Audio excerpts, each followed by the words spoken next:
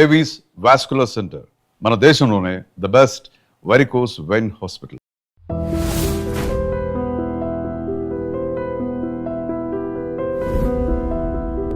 ఎప్పుడైనా డాక్టర్ గారు మిమ్మల్ని షాప్కి తీసుకెళ్ళి చేరుకొని పెట్టారా? ఎప్పుడు ఆయనే కొంటారు. సెలెక్ట్ చేస్తారా? నేను కట్టే ప్రతిసారి రాజశేఖర్ గారు సెలెక్ట్ చేయాల్సిందే అన్నీ. అసలు ఏది కూడా తను సెలెక్ట్ చేయని చీర నేను కట్టుకుంటే వెంటనే ఆయన తెలిసిపోతుంది. ఎప్పుడైనా మా చెల్లి వాళ్ళు ఏదైనా గిఫ్ట్ చేశారనుకోండి, అది మామూలు బ్లౌజ్ కుట్టించి నేను కట్టుకుంటే ఈ చీర నేను సెలెక్ట్ చేయలేదా అంటారు. అంత గుర్తుంటుంది దానికి. అబ్బా, వెరీ రేర్ క్వాలిటీ. అవును, చాలా మంది చెప్తారు అనమాట. నేను నా ఫ్రెండ్స్ చాలా మంది నీ చీర చాలా బాగుంది, ఎలాగ ఎక్కడ వెళ్ళి కొనుక్కున్నావు, ఎవరు సెలెక్ట్ చేస్తారంటే మా ఆయన్ని తీసుకెళ్ళండి అని చెప్తాను. సెలెక్షన్ మరి తనే చేస్తారు. అంటే అది ఎట్లా ఇప్పుడు నార్మల్గా ఎప్పుడంటే మనం చీరలు కొనుక్కోవడం ఎట్లా ఉంటుంది, ఎప్పుడైనా వెళ్ళి 1-2 డబ్బులు ఉన్నప్పుడు వెళ్తాం, కొంటాం, చూస్తాం, అట్లా కదా. నాకు అట్లా ఉండదు. నా శారీ పర్చేసింగ్ అంతా ఎప్పుడు తనకి టైం ఉంటే అప్పుడు వెళ్తే ఒకేసారి ఒక 20 చీరలు 15-20 శారీస్ అయితే 30 అట్లా కొనేస్తారు తనకి నచ్చినవన్నీ. ఆ షాప్లో వెళ్తే చాలాసేపు ఒక 4-5 hours ఉంటాము. తనకి టైం ఉన్నప్పుడు వెళ్ళి తనకి నచ్చిన శారీస్ అన్ని కొనేస్తారు అనమాట. అట్లా నాది కాన్స్టెంట్ షాపింగ్ ఉండదు. వన్స్ ఇన్ కొనేస్తారు. అలా మీరు కూడా ఆయన కోసం షాప్ చేస్తారా? ఆయన సెలెక్షన్ అంటే ఇద్దరమే కలిసే వెళ్తాం మోస్ట్లీ. లేదు నేను ముందు వెళ్ళి సెలెక్ట్ చేసి పెట్టాక తను వచ్చి చూస్తారు. మోస్ట్లీ మా ఇద్దరి టేస్ట్ ఒకేలా ఉంటుంది. శారీస్ అవనివ్వండి. తన ఎలా డిస్క్రైబ్ చేస్తారు మీ ఇద్దరి బంధాన్ని? బికాస్ ఇట్స్ మామూలు భార్యాభర్తల మధ్య ఉండే బంధం కంటే చాలా డీప్. అవునండి, నాకు నిజంగా I have no word to describe. చాలా మంది అడుగుతారు నన్ను, ఒక్కసారైనా హ్యావ్ యు ఫాట్ అంటే మెనీ టైమ్స్ ఈ fights with me, I never fight. అదే చెప్తా కదా, when both hands join only fight. So when the other hand is not there, ఈ హ్యాండ్ అండ్ సెల్ఫ్ ఫైట్ చేయలేదు. అంటే తనకి ఎట్లా అంటే బేసికల్గా ఎవరు ఏం తప్పు చేసినా కూడా first he will hit it on me. ఎందుకంటే తను మొత్తం నా మీదే డిపెండ్ అవుతారు.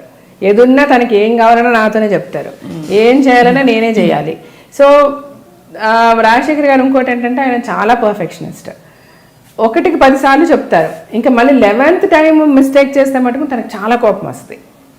హీస్ లిటిల్ షార్ట్ టెంపర్డ్ కూడా. తనకి ఏంటంటే రిపీటెడ్గా మిస్టేక్స్ చేస్తే ఒకసారి చెప్తావు, 2 సార్లు చెప్తావు, 3 సార్లు చెప్తారు. దెన్ బై ఇన్నిసార్లు చెప్పిన తర్వాత కూడా ఆ మిస్టేక్ ఎందుకు జరుగుద్ది? ఆయన పాడేం చేయలేరు, దానికి చాలా కోపం వస్తుంది. బట్ నేనేంటంటే మిస్టేక్ ఎంత మీరు చెప్పినా నేను క్వైట్ ఆపోజిట్గా బిలీవ్ చేస్తా. మీరు ఎంత చెప్పండి, ఎన్నిసార్లు మీరు కరెక్ట్ చేయండి, 4 సార్లు కరెక్ట్గా చేస్తారు, 5వసారి ఏదో మిస్టేక్ చేస్తారు. అది పని వాళ్ళు అవనివ్వండి, ఎవరెవనివ్వండి. That's like human tendency. అది that is what is the fact. ఆ ఫ్యాక్ట్ మనం యాక్సెప్ట్ చేస్తే మనం పీస్ఫుల్గా ఉండొచ్చు. పని వాళ్ళని పని అవనివ్వండి, ఏదో అవనివ్వండి. బయట ఎంత అమేజింగ్ క్వాలిటీస్ అండి మీరు చెప్తున్నవి. One is being a strong women. Strong అని మనం ఒకే ప్రకటనలో బీ స్ట్రాంగ్ అని మనం కొటేషన్స్ చూస్తాం ఫేస్బుక్ లో. But you are actually living example. ఒకటి మీ ఫ్రెండ్స్ ని మా ఆయన్ని షాపింగ్ తీసుకెళ్ళండి అని వదిలేస్తారు. మీ ఆయన ఐ మీన్ ఏదైనా వచ్చి మీకు చెప్పుకునే అంత చొరవ, అంత ఫ్రీడమ్ ఆయనకి ఇచ్చారంటే మీరు స్టేబుల్ గా ఉన్నారు. విత్ మై చిల్డ్రన్, నేను నాకు 2 కూతుర్లు, వాళ్ళతో కూడా అదే చెప్తా. అంటే ఒక ఏజ్ తర్వాత పిల్లలకైనా కూడా ఎవరికన్నా కూడా ఫోర్స్ చేస్తే ఏది నడవదండి లైఫ్లో. అది ఎవరు అవ్వనివ్వండి, నీ భర్త అవ్వనివ్వండి, మీ పిల్లలు అవ్వనివ్వండి. నా హస్బెండ్ని కూర్చోబెట్టి నువ్వు ఇంకొక అమ్మాయి తెల్లకూడదని నేను బెత్తం పట్టుకొని కొట్టినంత మాత్రాన వెళ్ళకుండా ఉండడు. Will it happen? No. So సైకలాజికల్గా తను ఫీల్ అవ్వాలి, ఓకే హార్ట్ఫుల్గా నో, నా వైఫ్, నా ఫ్యామిలీ, నా పిల్లలు, నా లైఫ్ ఇది, నేను ఈ తప్పు చేస్తే నేను ఇట్లా సఫర్ అవుతాను అన్నది నువ్వు జెన్యున్గా ఫీల్ అయితే తప్ప నువ్వు ఎంత కొట్టుకున్నా కూడా ఆ మనుషుల మార్పు రాదు. సో అది తెప్పించగలిగితే తెప్పించే విధంగా మనం బిహేవ్ చేసి ఆ సర్కమ్స్టాన్సెస్ క్రియేట్ చేసి అప్పటికే వాళ్ళు అర్థం చేసుకోకుండా పిచ్చి పనులు చేస్తే అలాంటి వాళ్ళని వదిలేయాలి. అలాంటి వాళ్ళ గురించి ఇంకా పట్టించుకోకూడదు. అది మేబీ ఇనీషియల్గా కొంచెం పెయిన్ ఉండొచ్చు, అరే వదిలేసామని పోతే పోయింది, వాళ్ళ జీవితంలో మారరు. ఇంకా పిల్లలైనా అంతే. ఒక లెవెల్ తర్వాత వాళ్ళకి మీరు ఇది చెయ్యండి, ఈ బట్టలు వేసుకో, లేకపోతే ఈ చదువు, లేకపోతే నువ్వు ఇలా వాళ్ళతో మాట్లాడక, నీ బిహేవియర్ ఇలా ఉండాలి అని మీరు ఎంత బలవంత పెట్టే కొద్దీ వాళ్ళకి మనకి మధ్య గ్యాప్ పెరిగిపోతుంది. ఆ తర్వాత నుంచి వాళ్ళు they start lying to us, మనకు అబద్ధాలు చెప్పడం మొదలు పెడతారు.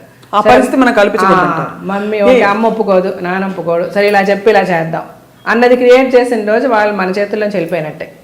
అదే వాళ్ళకి ఎలాంటి విషయమైనా పర్లేదు, నువ్వు నాతో చెప్పు అన్నట్టు క్రియేట్ చేయాలి. నువ్వు తప్పు చేసిన ఈ ఇష్యూలో నీకు తప్పు అయిందిరా బంగారం, ఇట్లా చెయ్యొద్దురా, నువ్వు దీనివల్ల నువ్వు ఇట్లా సఫర్ అవుతున్నావు, ఇట్లా ప్రాబ్లం వచ్చింది నీకు, నెక్స్ట్ టైం దీని నుంచి ఎలాగ అవాయిడ్ అవ్వాలో చెప్పు, చూడు, ఆలోచించు, ఏదైనా ఉండి నన్ను అడుగు అంటే మన దగ్గరికి వస్తారు. So the first problem they get, we should be the first people what whom they approach. అంటే మన చైల్డ్కి ఒక ప్రాబ్లం వస్తే ఎవరిని వెళ్ళి కలవాలంటే ఫస్ట్ మమ్మీ డాడీని వెళ్ళి కలవగలగాలి. అలాంటి ఒక రిలేషన్షిప్ మనం క్రియేట్ చేసిన రోజు మన పిల్లలు సేఫ్గా ఉంటారు. లేని రోజు ఎట్లా మీరు ఎన్ని పెట్టండి, ఎన్ని చేయండి, హాస్టల్లో పెట్టండి, అమెరికా పంపించండి, లండన్ పంపించండి, చుట్టూ 10 మంది మార్షల్స్ని పెట్టండి, వాళ్ళని మనం సేవ్ చేయలేం. ఈ విజ్ఞత అంతా మీరు ఎలా సంపాదించారు? అంటే ఇన్వర్డ్ గైడెన్సా మీకు? నేను అదే ఇలా ఉండాలి, ఇలా తీరుగా ఉండాలని ప్రాక్టికల్ ఎక్స్పీరియన్సే నాకు.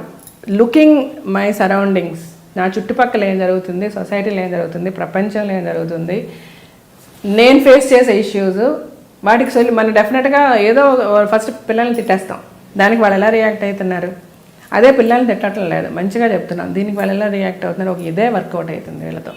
సో ఇలాగే ఉందాం ఈ క్యారెక్టర్తో, ఈ క్యారెక్టర్ ఎట్లా బిహేవ్ చేస్తుంది, ఈ క్యారెక్టర్ బిహేవియర్ ఇలా ఉంది కాబట్టి ఈ క్యారెక్టర్కి ఇలా చెప్తేనే నడుస్తుంది అని, అలాగే అంతే అంతే సింపుల్. ఒకలా చూస్తే చాలా డీప్ ఫిలాసఫీ ఇంత ప్రాక్టికాలిటీ మీరు పాటించేది. మేబీ అదే నాకు డీప్ ఫిలాసఫీ. చాలా మంది స్పీచ్ చేసే పలానా స్వామీజీ గారు స్పీచ్ చాలా బాగుంటుంది, లేకపోతే పలానా ఇది అది అని చెప్తే నేను చూస్తున్నప్పుడు నాకు అనిపిస్తుంది అంతే, ఇదంతా ఫ్యాక్ట్స్ ఆఫ్ లైఫే, నాకు తెలిసినవి ఇవి, నేను వినను కూడా ఇంకా తర్వాత నాకు అర్థం చేసుకున్నవే, ఇంక దీనికి మళ్ళీ టైం వేస్ట్. దానికి మనం ఓపిక్గా కూర్చొని మన జీవితం ఏంటని మనం అర్థం చేసుకుంటే మన జీవితమే బిగ్గెస్ట్ లెసన్ అండి లైఫ్. అంతే.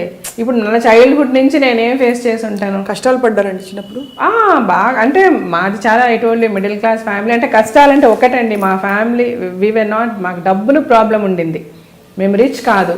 సో మా స్కూల్ ఫీజుల దగ్గర నుంచి మా మమ్మీ డాడీ మా ఇంటి అద్దెలు కట్టడం దగ్గర నుంచి పండగకి కొత్త బట్టలు, అంటే బట్టలు అదే సిచ్యువేషన్స్ ఉండేవి మాకు. ఎట్లా అంటే పండగ బట్టలు కొనడానికి డబ్బులు లేవు, మా మదర్ చీర ఏదన్నా చింపి మాకు కుట్టించే లెవెల్కి కూడా మేము చూసాం, నేను చూసానండి. అవును, చాలా మిడిల్ క్లాస్ ఫ్యామిలీస్ అదే జరుగుతుంది. నాకు రేపు బర్త్డే, నేను స్కూల్కి కొత్త బట్టలు వేసుకోవాలి, ఎట్లాగంటే తన చీర ఒకటి చింపి మా అమ్మ కుట్టించేది ఇంట్లో.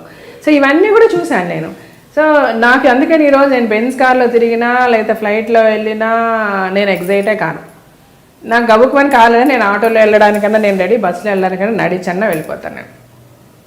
బట్ ఇవన్నీ కూడా నా పిల్లలకైతే నేను చెప్తా, మీరు ఇలా ఉండాలి అని నేను ఎప్పుడు చెప్పలేదు, కానీ వాళ్ళందరికీ నా లైఫ్లో జరిగినాయి అన్నట్టు చెప్తా వాళ్ళిద్దరికి. సో వాళ్ళు కూడా ఓకే ఓకే. నా ఉద్దేశం ఏంటంటే వాళ్ళ ఏదైనా ఒక ఇష్యూ వచ్చినా కూడా నేను ఏం చెప్తానంటే, ఇది ఇలా చేస్తే ఇలాగా మైనస్ అయ్యే అవకాశం ఉంది, ఇది ప్లస్ అయ్యే అవకాశం ఉంది, డెసిషన్ మీది అని చెప్పేస్తారు అంతే. ఎంతవరకు నేను చెప్పగలను అంతవరకే. Beyond that you are going to చూస్, నీ లైఫ్ నువ్వు చూస్ చేసుకో. వాళ్ళ కోసం ఫిల్మ్ ఇండస్ట్రీలోకి వాళ్ళు రావాలని మీరు అనుకోరా? అంటే నేను రావద్దని ఎప్పుడు అనుకోలేదు. నాకు ఇండస్ట్రీ మీద చాలా గౌరవం ఉంది. Both pretty, very pretty. And I love this industry. Rajasekhar గారికి కానీ నాకు కానీ ఇండస్ట్రీ చాలా ఇష్టం. ఈరోజు రాజశేఖర్ గారు, జీవిత గారు అని అందరూ మాట్లాడుతున్నారంటే ఇండస్ట్రీనే కారణం. అండ్ దీనికంటే గొప్ప ఇండస్ట్రీ లేదు. మా పిల్లలు యాక్ట్ చేస్తామంటే కాదనే ఇది కూడా మాకేమీ లేదు. కాకపోతే ఒకటి, వాళ్ళిద్దరికీ కూడా మేము ఇద్దరం ఏం చెప్తామంటే, నేను కానీ రాజశేఖర్ గారు కానీ, ఇది only luck based. I mean ఎంత టాలెంట్ ఉన్నా కూడా this is not a permanent thing. ఇది పర్మనెంట్గా ఎవరు కూడా సినిమా ఇండస్ట్రీలో అలా ఉండిపోతారని లేదు. Forever you are not going to sustain here. ఎవరికైనా ఒక పీరియడే ఉంటుంది. సో ఆ పీరియడ్ వరకు తర్వాత మీరు ఏంటి అన్నది మీరు ఆలోచించుకోవాలి. ఒకటి పెళ్లి చేసుకోవాలి, పెళ్లి చేసుకునే ముందు అకాడమిక్స్ స్ట్రాంగ్ కూడా. అంటే పెళ్లి అనేది అగైన్ మళ్ళీ ఒక క్వశ్చన్ మార్క్. ఇవాళ పెళ్లి అనేది ఎంతవరకు సక్సెస్ఫుల్గా ఉంటుంది, ఎంతవరకు నువ్వు హ్యాపీగా ఉండగలుగుతావు, ఎలాంటి వ్యక్తి నీ లైఫ్లోకి వస్తాడు, నువ్వు అతనితో ఉండగలవా లేదా. అలా లేదు అన్నప్పుడు నీకు ఎప్పుడు కూడా you should be strong enough. నువ్వు బయటకు వస్తే I can live my life, రేపు నేను ఉన్నా లేకపోయినా. నీ పేరెంట్స్ అంటే we are not permanent. One time you are going to lose us. అప్పుడు మీరిద్దరే ఉంటారు, మీకు మీరే సపోర్ట్ యువర్ సెల్ఫ్ ఆ టైంలో. ఎగ్జాక్ట్లీ. సో దానికి ఏం కావాలి, అకాడమిక్స్ స్ట్రాంగ్ ఉండాలి, చదువుకోండి, some place where you can go make your living. మన దగ్గర మన వెనకుంటే డబ్బులు కూడా పర్మనెంట్ కాదు. ఈరోజు ఒక డీషా బిల్డింగ్ ఉందో, లేకపోతే ఇంకోటి ఉందో, డాడీ డబ్బులు సంపాదిస్తున్నారో, మమ్మీ అడిగితే ఏదైతే అది కొనిస్తుందో, ఇవి కూడా పర్మనెంట్ కాదు. ఇది మమ్మీ డాడీ ఉన్నంత వరకు. ఆ తర్వాత ఏంటి అంటే మీకు మీరే. సో అది ఎప్పుడు కూడా స్ట్రాంగ్ ఉండాలి. కాబట్టి అకాడమిక్స్ స్ట్రాంగ్ చేసుకోండి, మీరు యాక్టింగ్ చేయాలంటే చేయండి, నో ప్రాబ్లం అని చెప్పాం. సో ఇద్దరు బాగా చదువుతారు. బట్ ఇంక్లేషన్ చూపించట్లేదా ఇప్పుడు? చూపిస్తారు, ఇద్దరికి చాలా ఇంట్రెస్ట్, యాక్టింగ్ దే లవ్, ఇద్దరికి. మేబీ శివాని వెరీ షార్ట్లీ వస్తుందేమో, చాలా మంది అడుగుతున్నారా ప్రొడ్యూసర్? ఆహా, అంటే అలాగే ఎప్పుడు రాంగ్ అయిపోద్దేమో. మన పిల్ల మనం ఇంట్రడక్షన్ అంటే మనం రకరకాల అంత ఓపెన్ గా కరెక్ట్ గా దాని టాలెంట్ ని తీసుకురాలేమేమో, అది కూడా అంత ఓపెన్ గా ఉండలేదేమో. సో అందుకని బయట సినిమానే చేస్తుంది. చాలా మంది అడుగుతున్నారు. సో సబ్జెక్ట్స్ వింటున్నాము, మంచి స్క్రిప్ట్ వస్తే షీ విల్ డూ. అంటే తను మెడిసిన్ ఫస్ట్ ఇయర్ అయ్యేంత వరకు డిస్టర్బ్ చేయొద్దు అనుకున్నాము. ఇప్పుడు మెడిసిన్ సెకండ్ ఇయర్ కి వచ్చేసింది. డాడీ ఫుడ్ స్టెప్స్ లో డాడీ హోమియో డాక్టర్ కదా daddy? No no, is MBBS doctor. MBBS doctor but specialised in alternative medicine. Almost 19 years చదువుతున్నారు ఆయన alternative medicine. Now he is he అంటే alternative medicine degree college London లో, దాంట్లో correspondence లాగా exam కూడా prepare అవుతున్నారు. ఒకసారి నాకు ముందు వేశారు డాక్టర్ గారు ఫ్లవర్ మెడిసిన్ అని. అవును అవును, he believes a lot in the Bach flower therapy and Bach flower therapy అదే వేశారు. అదే వేసి ఒక 45 seconds 1 minute పెట్టుకుని you see in few minutes how your face will change అన్న. కంప్లీట్ గా స్లగిష్నెస్ పోతుంది చూడండి అది ఇది అని ఒక ఇంటర్వ్యూకి వచ్చినప్పుడు చేశారన్నమాట. సో ఇప్పుడు ప్రాక్టీస్ చేస్తారా మీ అందరికీ? అసలు మా ఇంట్లో మేము ఎవరిమే కూడా అలోపతి తీసుకోం. we take only alternative. Allopathy అనేది only like emergencies we use. Chronic అంతా he gives only alternative. పిల్లలైతే అసలు I hardly remember them taking any medication. అట్లా. So that's awareness. ఈ రోజుకి ఫుల్గా చదువుతారు ఆయన, మెడిసిన్ చదువుతూనే ఉంటారు. అండ్ అదే I told you no is going for this degree అని ఆల్టర్నేటివ్ మెడిసిన్లో. Is going to write his exams. He wants to get a degree and you know అఫీషియల్గా ప్రాక్టీస్ కూడా చేయడానికి హెల్ప్ఫుల్గా ఉంటుందని. Apart from films of course. Apart from films his passion is medicine. Namaste అండి. I డ్రీమ్లో మీరందరూ చూస్తున్నది హార్ట్ టు హార్ట్. ఇంకా ఇలాంటి మంచి ప్రోగ్రామ్స్ ముందు ముందు మీరు చాలా చూడడానికి మీరందరూ please subscribe to I dream.